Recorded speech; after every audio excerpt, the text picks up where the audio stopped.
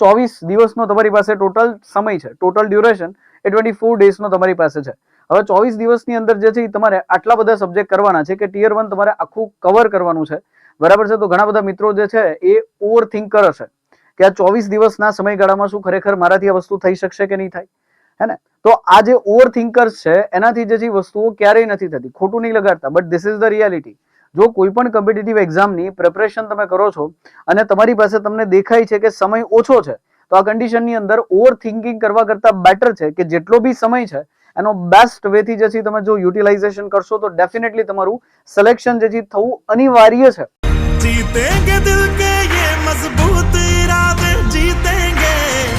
जीतेंगे हर मंजर को, हर मुश्किल को जीतेंगे सबकी नजरें